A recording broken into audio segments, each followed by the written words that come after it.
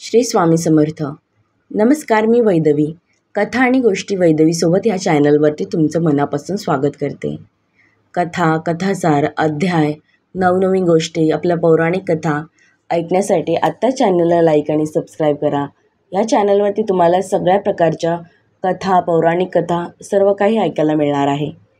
तर त्यासाठी आत्ता चॅनलला लाईक आणि सबस्क्राईब करायला विसरू नका. तर आजचा आपला अध्याय आहे श्री स्वामी चरित्र सारामृत पोथी, अध्याय 2. मनात कोणती तरी इच्छा ठेवून म्हणजेच सकाम भक्ती करणाऱ्या भक्ताची सद्गुरू इच्छा पूर्ण करतात. परंतु निष्काम भावनेने जे सद्गुरूंची भक्ती करतात त्यांना सद्गुरू मोक्ष देतात. श्री गुरुचरित्रामध्ये श्री नृसिंह सरस्वती व श्री दत्तात्रेयांच्या द्वितीय अवतारात ते कर्दळी वनात गुप्त झाल्याची कथा आहे. पुढे 3ऱ्या अवतारात श्री दत्तात्रेय श्री स्वामी समर्थ म्हणून अक्कलकोट येथे प्रकट झाले व लोकांच्या उद्धारासाठी तेथे वास्तव्य केले. परंतु एका भक्ताने त्यांना अवताराविषयी वेगळेच विचार प्रकट केले व श्री स्वामींची जन्मपत्रिका तयार केली. तरीही लोकांच्या उद्धारासाठी श्री स्वामींनी मानव देह धारण केला, हे मात्र सत्य. या भक्ताच्या घरी राजप्पा मोदी बसलेले असताना कोणी कलकत्त्याचे साहेब श्री स्वामींच्या दर्शनासाठी आला. तेव्हा उत्सुकतेने त्यांनी श्री स्वामींना आपण कुठून आलात असा प्रश्न केला.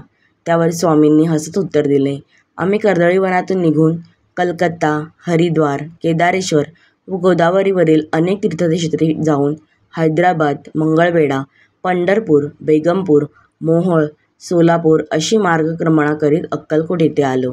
श्री स्वामींनी मंगळवेढा येथील एका अरण्यात एक तप वास्तव्य केले. दिगंबर वृत्तीने राहणाऱ्या श्री स्वामींना तेथील अजाण रहिवाशांनी ओळखले नाही. वेडा समजून दुर्लक्षित केले. त्यांचे खरे रूप ओळखेपर्यंत श्री स्वामींनी पंढरपूरच्या दिशेने प्रस्थान केले होते. अध्याय 2. श्री गणेशाय नमः. कामना धरुनी जे भजती होय त्यांची मनोरथ पूर्ती, तैसेचे निष्काम भक्तांप्रती कैवल्य प्राप्ती होत असे. नृसिंह सरस्वती प्रकट झाले, अगणित पापी तारिले, कर्दळी वनी गुप्त झाले, गुरुचरित्रे ती कथा. पुढे लोकोद्धारा कारणे भाग पडेले प्रकट होणे, धुंडली बहुत पट्टणे तेची स्वामी यतिर्वर्य. स्वामींची जन्मपत्रिका एका भक्ता केली देखा, परी तिजविषयी शंका मना माझे येत असे. गुरुराज गुप्त झाले, स्वामी रूपे प्रकटले, त्यांचे शकप्रमाण न मिळे म्हणून शंका पत्रिकेची. ते केवळ अनादिसिद्ध कुंटला येथे पत्रिकावाद लोकोद्धारासाठी प्रसिद्ध मानव रूपे झाले. अक्कलकोटा माझारी राचापा मोदी याचे घरी बैसली समर्थांची स्वारी, भक्तमंडळी वेष्टित. साहेब कोणी कलकत्त्याचा हेतू धरुणी मानसी, दर्शनाचा पातला त्याच दिवशी साचा, आधार दयाचा केला की.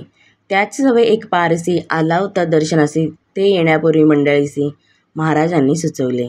3 खुर्च्या आणूनी बाहेरी मांडा म्हणती एके हारी, दोघांसी बैसवणी दोहोंवरी तिसरीवरी बैसले आपण. पाहुनी समर्थांची तेज उभयंतशी वाटले चोज, साहेबांनी प्रश्न केला सहज, आपण आला कोठनी.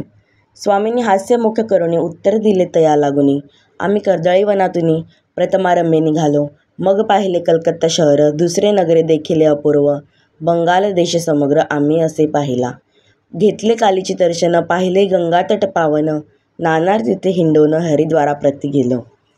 पुढे पाहिले केदारेश्वर, हिंडलो तीर्थे समग्र, ऐसे हजारो हजारो नगरे आम्ही पाहिली.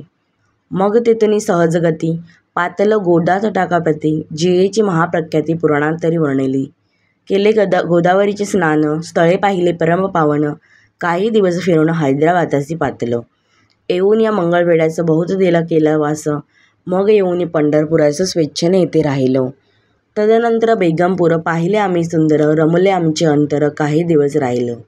तेथूनही स्वेच्छेने केवळ, मग पाहिले मोहोळ, देश हिंडूनी सकळ सोलापुरी पातलो. येथे काही महिने वास केला स्वेच्छेने, अक्कलकोटाप्रती येणे तेथून या झाले. तैपासूनी या नगरात आनंदे आनंद नांदत, येथे आमचे सकळ वृत्त असे मुळापासूनी.